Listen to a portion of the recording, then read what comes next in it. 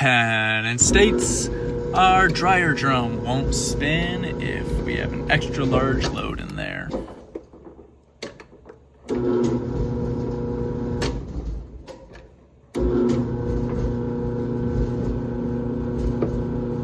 That knob just kind of felt weird, so I wanted to test it out a couple times.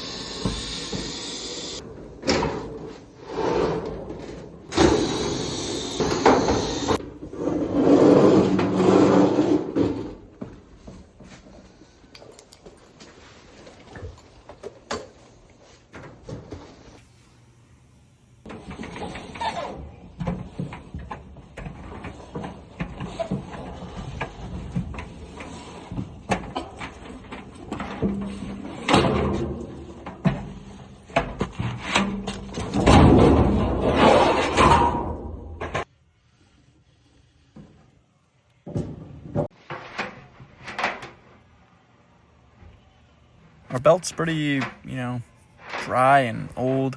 I'm gonna guess it's probably just spinning or slipping on the motor, so let's give him a new belt.